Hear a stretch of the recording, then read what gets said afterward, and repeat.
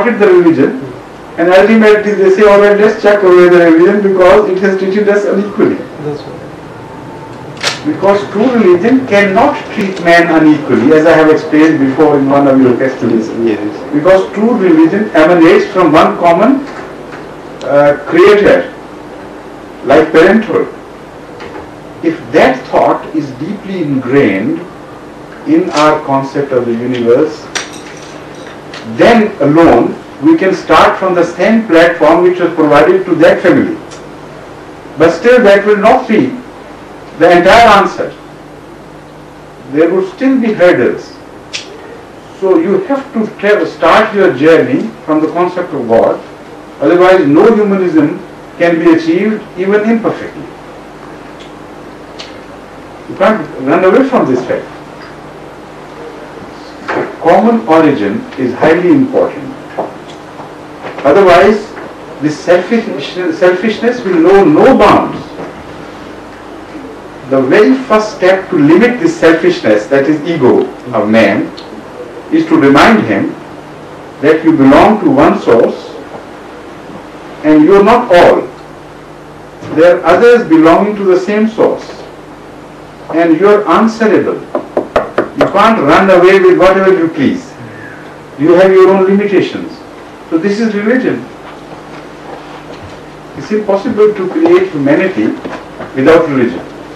This is why when you study the early history of religions, you find that the people at the source were the most human of all the samples that you can study and examine. For example, Jesus Christ, peace be upon him, and his followers appear to you most human. They have achieved that objective which you are striving for through humanism. But they have achieved that objective not through humanism but through religion. So you are comparing humanism with the distorted religion.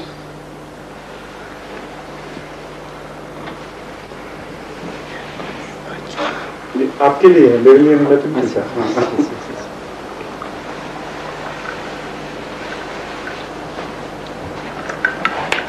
This is very interesting. I have answered this question. Yes, yes.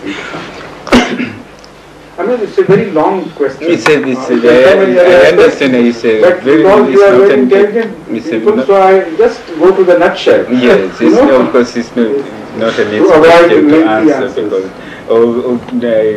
naturally most answers have to be tentative anyway, as you know, they have to be relative.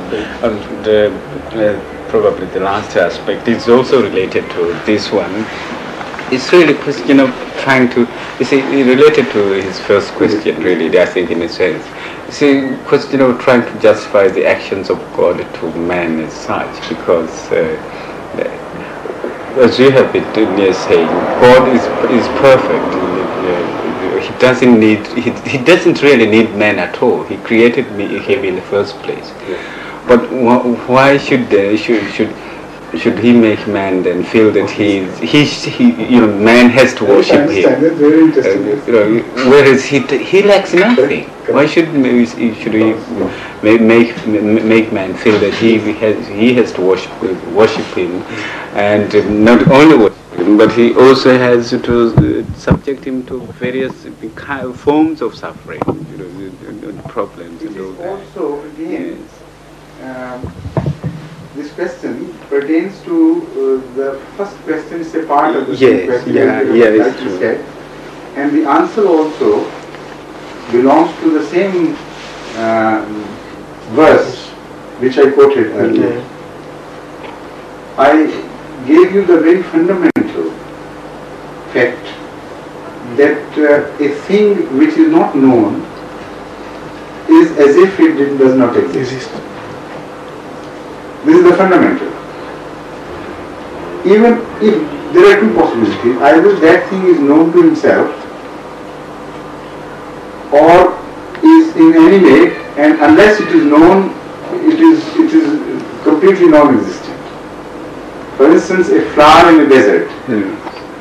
If that flower has not attained enough consciousness, according to biologists, to think of its own existence, a flower in the desert is non-existent as far as other observers are concerned. So if that flower is beautiful, it would be a great pity if it is not observed by anyone.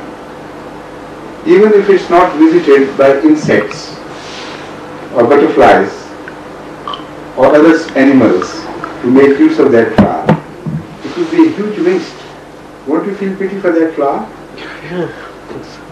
And now place God in the place of that flower. It's all beautiful. It's the source of all beauty, and yet he is unobserved by others. That is not a good situation. That's a huge waste.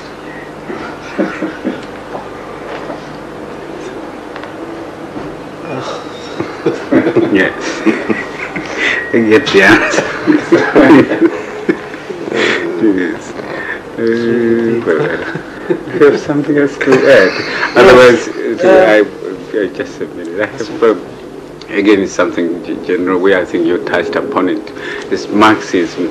I think in one of his writings, in rejecting the concept of God, he really would like to think that man is matter is actually the primary, is the beginning and the end of everything, and that the man is a highly developed form of matter as such, with his consciousness, and therefore his spirit, his soul, is nothing other than a highly developed form of matter. And therefore one would tend to think that there's nothing beyond matter as such. No, so in that way you can dismiss the idea of God altogether. How would we you cannot dismiss the possibility of existence of God. What you can dismiss is the need for God, perhaps. So this means this is not a conclusive argument, in fact. If there is matter and a developing matter, why should it negate the possibility of a creator? It does not. Not to me, anyway. And it's illogical to believe that because there is a matter in the form of constant development, so it should negate the reality of God or the possibility of existence of God. It does not. In fact, the more development you observe, the more you begin to think of a creator and a designer. So this question does not negate the existence of God. This question can only open up a possibility where we should begin with this claim that there is no God. Then what should be done? He presupposes, in fact, what Marx does is he presupposes that there is no God. No God, yeah. And when he presupposes it, then he sees that perhaps there is no need of it either. So that is what he wants to say.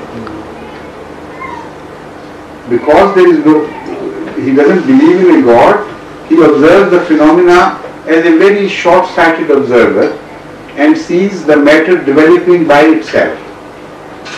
Now, this has two aspects. One, the fact that the matter is developing, that cannot be gainsaid. We all agree with Marx. But to say that it has been developing without an outside agency, this is a claim beyond our observation, because we don't know. This is why I said Marx presupposes that there is no God. Because if the matter is found to be by a neutral observer in the state of constant development, there are two possibilities which open up to mind. One, that matter was developing by itself, and the second, that somebody else was responsible for all this development. Just the two possibilities, because when you see the Rolling Stones, both these two possibilities appear to you even then. That stone could have been unhinged from its mooring by an earthquake to begin with, of course. There was a cause. But from then on, it appears to be